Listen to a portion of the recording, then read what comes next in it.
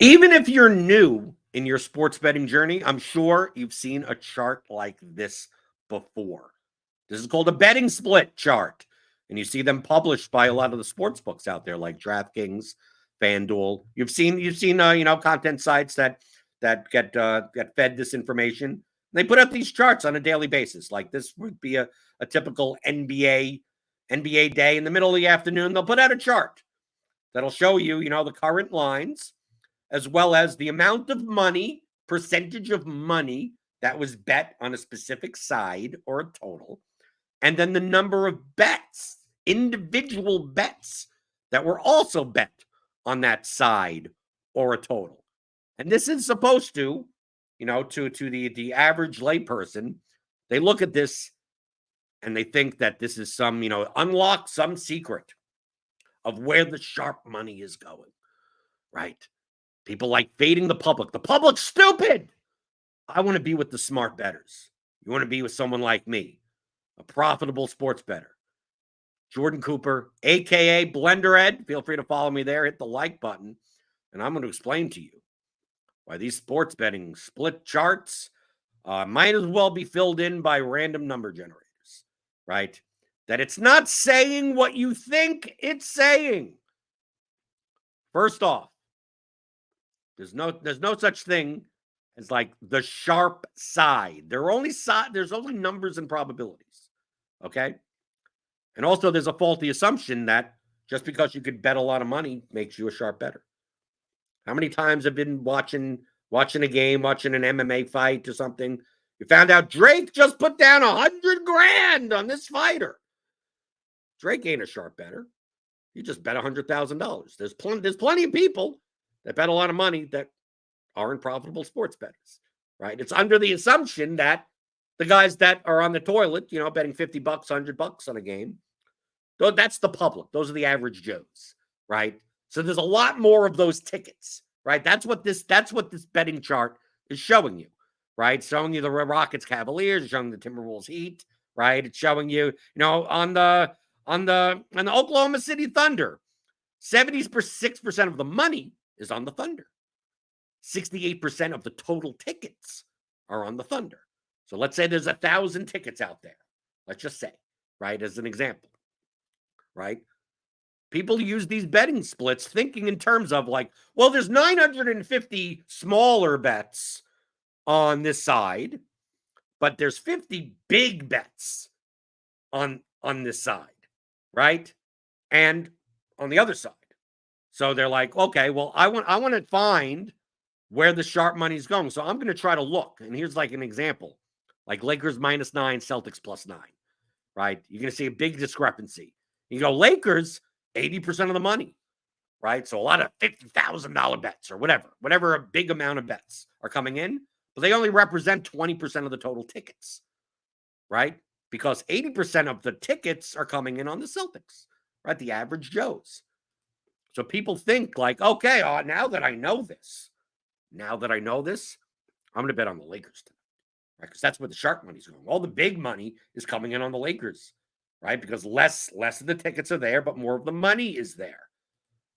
But what these betting splits are not showing you is, first off, who's betting. Secondly, and what number and price they're betting on. So let's even get past the first faulty assumption that just because someone bets a lot makes them sharp. Okay, let's just say, for fuck's sake, let's just say that that's accurate. Let's just say it's not, but let's just say it's accurate. Okay? So if you looked at this, and if 80% of the money came in on the Lakers at -9, then it would work out fine. Then you'd be like, okay, well, 80% of the money came in at -9, and we're going under the assumption, we're just acting as if it's accurate, that if you're betting big money, you're a sharp bettor. That you're most likely you're getting the best of it. You're getting a plus EV situation, right? At -9. But these charts are not showing that. They're showing you the current numbers and prices. Rockets Cavaliers +4, -4. They're showing you that, right? That's the current number, the current total, the current money line. They're not showing you what tickets have what numbers. These numbers move. So let's just say let's just say I'm using a little bit more of an extreme example, that the opening number, the overnight, even in the morning, you wake up 11 in the morning, the Lakers are -3. Okay. Let's say, DraftKings is their limits. They're taking $2,000 bets, right? So all this money's coming in. The $2,000 bets are coming in. All this, we're just going under the assumption that if you're betting big, you're sharp. Okay. We're just even going with that. Well, the number's going to move, right? So all this money's coming in at Lakers -3. Then, 15 minutes later, it's now Lakers -3.5. Celtics +3.5. Then 10 minutes later, they're taking more big money on the Lakers. It's now -4, +4. Then more sharp money, more quote unquote sharp money is coming in. Now it's Lakers -5, Celtics +5. And more sharp money is coming in. Maybe someone's been tipped off that the player for the Celtics is actually going to be sitting, a star player. Jaylen Brown sitting, right? And now this line keeps on moving. And now, next thing you know, by 4 hours later, right, it opened at -3, and now the Lakers are 9-point favorites, right? Now at -9, the number doesn't move anymore, right? Now, even when we go under the assumption that big money equals sharp money, now the big money ain't coming in anymore on the Lakers at -9, right? They've stopped, right? The sharp money stopped. But throughout that entire process, that 4 hours in between 11 in the morning and 3 o'clock or whatever, whenever you're getting this, the betting split chart or whatever, right? That's where all the money is. That's where all the money is. All the big money has come in at Lakers -3, Lakers -5, Lakers -7. Right now it's at Lakers -9. Yeah, it does represent 80% of the money. I'm not saying that these numbers are, they're fake. Right? Right. Los Angeles Clippers -4, 81% of the money. Is 81% of the money at -4? No. 81% of the money at whatever numbers they were. Whatever numbers they were. So even if you went by the assumption that big money equals sharp money, at best, this chart would be a lagging indicator. It's describing what has happened in the past, right? If you could get Lakers, if you knew that the line would close at -9 and you could get it at -3, go for it. Then these betting splits would matter, that you knew that sharp money is coming in at -3, right? Even if we go with that assumption that big money equals sharp money, you can't get it at -3 anymore. You can only get it at -9, right?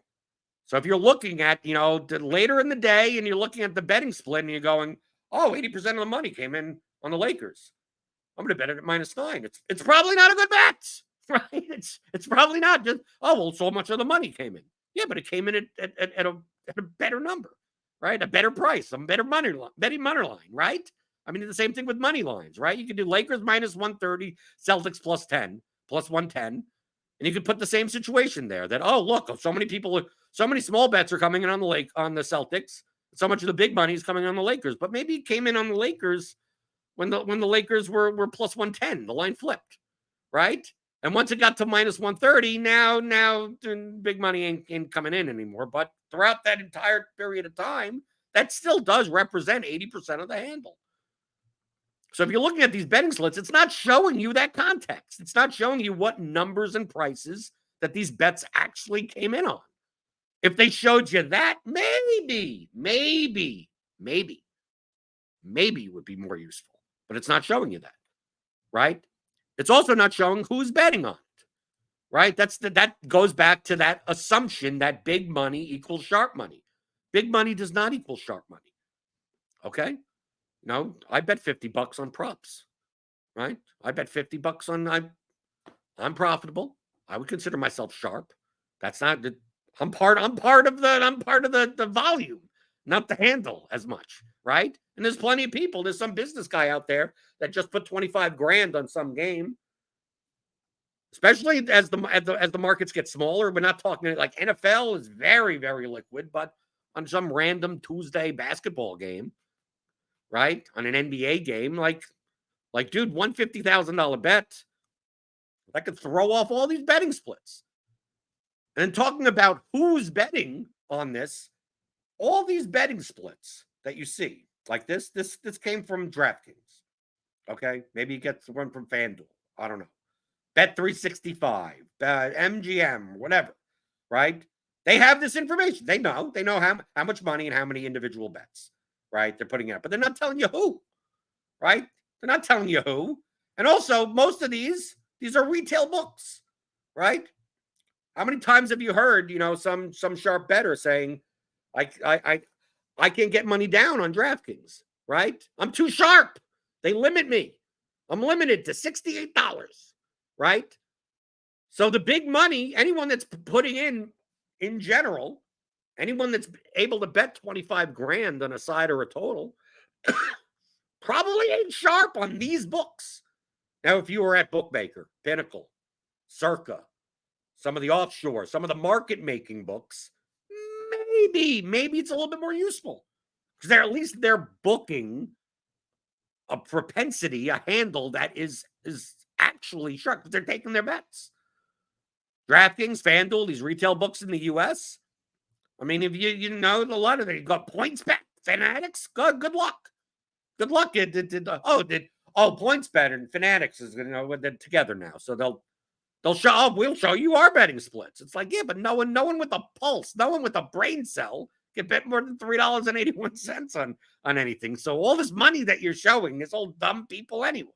People that I don't care who they are, right? It's not showing me anything, right? And secondly, or thirdly, even, that the sharpest money is actually the most unknown. You wouldn't know who the sharpest money is, right?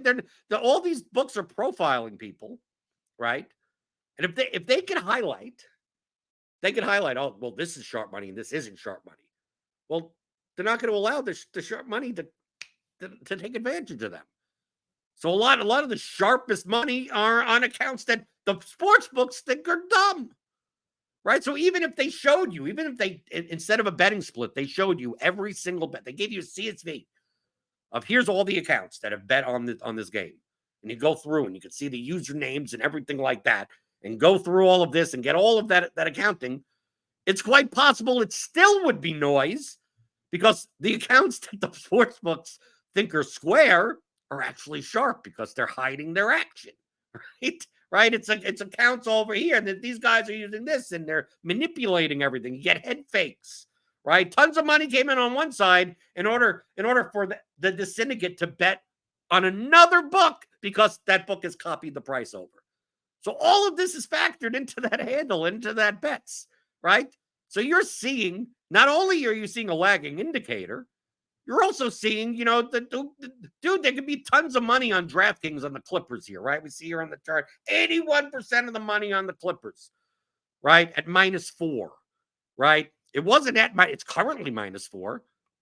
Maybe most of the money came in when the Clippers were -2, right? If you could get it at -2, maybe you have a point, but you can't get it at -2. You get it at -4. But maybe all the money that came in at -2 came in on DraftKings in order for them to move their number. Some other book, some PPH or something, copies DraftKings number, and then on that book, that sharp syndicate is betting the world on the fucking Pacers at +4, right? And they're just using DraftKings as a way to manipulate the lines on some obscure or PPH, the local account somewhere where they just kind of just copy what their favorite sports book or something like that, right? Maybe that's what's happening. So now you look at this and you go, oh, the sharp money's on the Clippers. And it's like, no, actually, the sharpest money's on Pacers +4. And you would look at this chart and go, where does it say that? It doesn't say that. There's no context. This is all incomplete information. This is all noise, right? It doesn't follow any fundamental statistical principles. Okay? So at best case scenario, even if they provided you the context, it would be noisy. And even if it did make sense, these are you can't get the prices where the money came in anyway.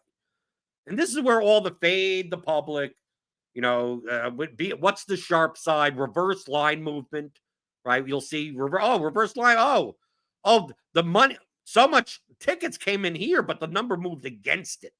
So that's where the sharp money is at. I mean, these are all retail books. They're not taking much. They're not taking a wide volume of sharp money, and even if they were, they wouldn't be able to identify it. So to use this information is, I mean, it's the type of thing like a roulette. Like you go to roulette at the casino, they'll show you, oh, here's the last 20 spins. Like as long as it's a fair wheel, right? As long as there's no imperfections in the wheel or something. Like the probabilities of a number coming up are the same no matter what happened. The spin before the spin, but they show it there. They're showing you the information. So you go, oh, red is hot, or black is due, or whatever superstition, whatever the pattern recognition, whatever cognitive bias that you have, that it's you think, oh, there's no way it could come up black 11 times in a row. Well, the wheel doesn't know what happened the past 10 spins. It doesn't matter. You think it does. And you know what happens? It gets you more confident. It gets you more confident into what you're betting because you think you have a system, right? I got a system, right? So that's what these betting splits are doing. They're providing you with a fake system to get you more confident into what to bet, right? That's why they give it away, right? I mean, just think purely on nefarious logic, right? If DraftKings thought that this would be beneficial, remember, this isn't a peer-to-peer market, right? They're making money off of you. They don't want you to bet sharply, right? They want you to bet dumb. They want you to bet on high holds. They want you to bet on the sides that they need liquidity on. They don't care about your well-being. Are they going to really provide here? If here's a chart to help you beat us. Do you think they're really doing that? Do you think they're really? Do you think so? Just total common sense. Where DraftKings is saying, here at 3:00 in the afternoon, here's all the splits on the NBA games. So why do they do it? They do it because it makes you more confident in what you bet. So they look through and they go, oh, people are going to look at this chart and they're going to go, oh, I'm going to bet on the Clippers. I'm going to bet on the Clippers and the over, right? I'm going to bet on the money line on the Clippers. They know this. They know this. If they didn't want Clippers -4 action, like they wouldn't show this chart. They'd move the number and whatever. This means nothing. But if it gets recreational bettors or bettors that think that somehow this is a system to determining where the sharp side and where the public is on a certain market, it gets them to bet more, right? Just simply the people look and they go, okay, this is what you look at every day. And this is why I call it the biggest scam in all of sports betting, right? Useless information without context that makes you think that you're smarter than you are when you're not. So if you have any questions about betting splits, what questions could you have? There's no context. There's no usefulness to this. Don't look at it. Don't even bother. I mean, don't even bother. I don't know what information you'll ask, but like markets don't work in a way where you could just show the information without context like this and be profitable. Okay, so if betting splits are a very big part of your betting process, fucking get rid of it. Get rid of it. It's all built around faulty assumptions. It lacks common sense. It lacks context. In the best case scenario, it is describing something that you cannot even take advantage of at the present time that you're looking at. And you'd be better off, getting back to basics, right? Understanding the nature of sports betting markets, originating with, quality models, and doing the work. Betting this is not betting top down. This is not steam chasing. You can't get the numbers that sharp money came in at if there was sharp money, right? This is showing you the past. So use better methodologies, more sound, fundamental statistical principles, and get away from all the you see on Twitter, all the people posting these betting splits. Because truthfully, I know some of these people may be nice people. They may be nice guys, right? But anytime I see anyone posting a betting split or talking about reverse line movement, I kind of disqualify anything that they talk about, because it's like, if you don't even understand this, I don't know. I don't know. I don't know what everything else you talk about probably no good either. So hit that thumbs up button if you learned something today. I talk about theory every Thursday on the channel, so subscribe if you're new here. Submit a question for the mailbag that I do on Mondays. You can put that in the comments, or the comments of any video. I answer them all. You comment, I reply, and I will see you next time, helping you out on your sports betting journey.